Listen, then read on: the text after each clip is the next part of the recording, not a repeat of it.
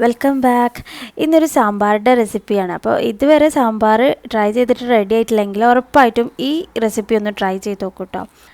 അപ്പോൾ ഇത് ഉണ്ടാക്കാനായിട്ട് ഒരു കുക്കറിൽ ഒരു ഹാഫ് ബൗള് പരിപ്പ് ആഡ് ചെയ്ത് കൊടുക്കുക. എന്നിട്ട് നന്നായിട്ട് വാഷ് ചെയ്തതിന് ശേഷം ഒരു വെളുത്തുള്ളി ആഡ് ചെയ്ത് കൊടുക്കുക. പിന്നെ ഒരു ഹാഫ് ടീസ്പൂണ് മഞ്ഞൾപ്പൊടിയും കുറച്ച് ഉപ്പും കുറച്ച് ആവശ്യത്തിനുള്ള വെള്ളം കൂടി ചേർത്തിട്ട് ഒരു 3 വിസിൽ വരെ വെയിറ്റ് ചെയ്യാം കേട്ടോ. അപ്പോഴത്തേനും നമുക്ക് പച്ചക്കറികളൊക്കെ ഒന്ന് കട്ട് ചെയ്തെടുക്കാം.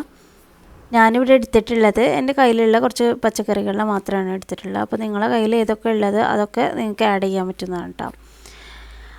പിന്നെ വെണ്ടക്ക മാത്രം ഞാൻ മാറ്റി വെച്ച് അത് നമുക്ക് ഒന്ന് ഫ്രൈ ചെയ്തിട്ട് ആഡ് ചെയ്യാനുള്ളതാണ്. അപ്പോൾ വെണ്ടക്ക ഒന്ന് ജസ്റ്റ് കട്ട് ചെയ്തിട്ട് മാറ്റി വെക്കാം.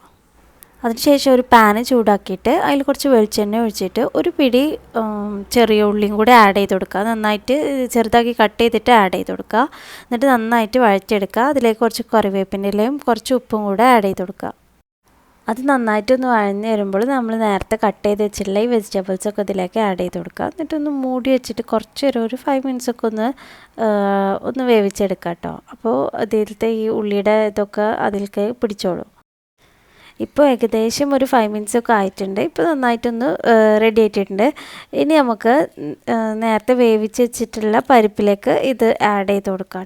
പരിപ്പ് നന്നായിട്ട് ഉടച്ചെടുത്തതിന് ശേഷം വേണം കേട്ടോ പച്ചക്കറിയൊക്കെ ആഡ് ചെയ്ത് കൊടുക്കാൻ. എന്നിട്ട് നന്നായിട്ട് മിക്സ് ചെയ്തതിന് ശേഷം പാകത്തിന് വെള്ളം ആഡ് ചെയ്ത് കൊടുക്കുക. വെള്ളം ആഡ് ചെയ്യുമ്പോൾ നമുക്ക് ഇനി കുറച്ച് പുളിവെള്ളം കൂടി ആഡ് ചെയ്യാനുണ്ട്. അപ്പോൾ അത് അതിൻ്റെ ആ ഒരു ലെവലിൽ ഒഴിക്കട്ടെ വെള്ളം. അതിനുശേഷം പൊടികൾ ആഡ് ചെയ്ത് കൊടുക്കുക. ഞാനിവിടെ മല്ലിപ്പൊടി യൂസ് ചെയ്യുന്നില്ല, വെറും മുളക് പൊടിയും മഞ്ഞൾപ്പൊടിയും പിന്നെ സാമ്പാർ പൊടിയും മാത്രമേ യൂസ് ചെയ്യുന്നുള്ളൂ. എനിക്ക് മല്ലിപ്പൊടി ചേർത്തുമ്പോൾ ഒരു ടേസ്റ്റ് ഇല്ലാത്ത പോലെ തോന്നലുണ്ട്. അപ്പോൾ നിങ്ങൾക്ക് അങ്ങനെ തോന്നിയിട്ടുണ്ടോ എന്നുള്ളത് കമൻറ്റ് ചെയ്യും കേട്ടോ. അപ്പോൾ മഞ്ഞൾപ്പൊടിയും മുളക് പൊടിയും പിന്നെ കുറച്ച് പാകത്തിനുള്ള സാമ്പാർ പൊടിയും കൂടെ ആഡ് ചെയ്ത് കൊടുക്കുക കേട്ടോ. സാമ്പാർ പൊടി ഒരു 3 ടീസ്പൂണൊക്കെ ആഡ് ചെയ്ത് കൊടുക്കുക.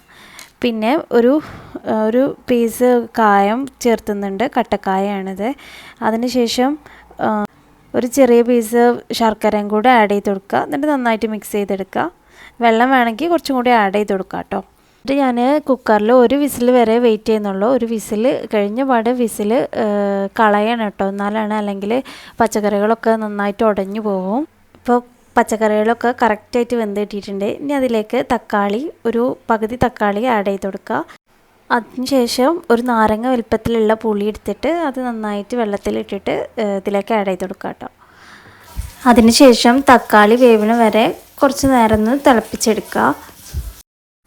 ഇപ്പോൾ നമുക്ക് കറക്റ്റ് ഒന്ന് വറ്റിച്ചിട്ട് കിട്ടിയിട്ടുണ്ട്. ഇനി നെക്സ്റ്റ് ഇതിലേക്ക് തൂമിക്കാനായിട്ട് ഒരു പാനിൽ കുറച്ച് ഓയിൽ ഒഴിച്ചിട്ട് നമ്മൾ നേരത്തെ മാറ്റി വെച്ചിട്ടുള്ള വെണ്ടക്ക ആഡ് ചെയ്തിട്ട് ജസ്റ്റ് ഒന്ന് ഫ്രൈ ചെയ്തെടുക്കുക. അപ്പോൾ കുറച്ച് നേരം ഒന്ന് ഫ്രൈ ചെയ്തെടുത്തതിന് ശേഷം ആ സെയിം ഓയിലിൽ കുറച്ച് ഒരു വെളുത്തുള്ളി ചെറിയ പീസാക്കി കട്ട് ചെയ്തിട്ട് അതിലേക്ക് ആഡ് ചെയ്ത് കൊടുക്കുക. എന്നിട്ട് 1 ടീസ്പൂണ് കടുകും 2 വറ്റൽമുളകും കൂടെ ആഡ് ചെയ്തിട്ട് അതിൻ്റെ കളറ് ജസ്റ്റ് ഒന്ന് മാറി വരുമ്പോൾ വേപ്പിൻ്റെ ഇലയും കുറച്ച് മല്ലിയിലയും കൂടെ ആഡ് ചെയ്യുക. പിന്നെ നമ്മൾ നേരത്തെ മാറ്റി വെച്ചിട്ടുള്ള വെണ്ടക്കം കൂടി ആഡ് ചെയ്തിട്ട് 1 ടേബിൾ സ്പൂൺ സാമ്പാർ പൊടിയും കൂടെ ആഡ് ചെയ്ത് കൊടുക്കുക. എന്നിട്ട് നന്നായിട്ടൊന്ന് മിക്സ് ചെയ്തിട്ട് നമ്മുടെ സാമ്പാറിലേക്ക് ആഡ് ചെയ്ത് കൊടുക്കുക. അപ്പോൾ നമുക്ക് നല്ല ടേസ്റ്റി ആയിട്ടുള്ള സാമ്പാർ തന്നെ റെഡി ആയിട്ട് കിട്ടിയിട്ടുണ്ട്. അപ്പോൾ ഇതെന്തായാലും നിങ്ങൾ ട്രൈ ചെയ്ത് നോക്കണം. ഉറപ്പായിട്ടും ഞാൻ പറയുക നല്ല ടേസ്റ്റാണ്. അപ്പോൾ ഈ വീഡിയോ യൂസ്ഫുൾ ആയിട്ടുണ്ടെങ്കിൽ നിങ്ങൾ എൻ്റെ ചാനലൊന്ന് സബ്സ്ക്രൈബ് ചെയ്യുക, ഷെയർ ചെയ്യുക, കമൻറ്റ് ചെയ്യുക. അപ്പോൾ നെക്സ്റ്റ് വീഡിയോയിൽ കാണുന്നവരെ ബൈ.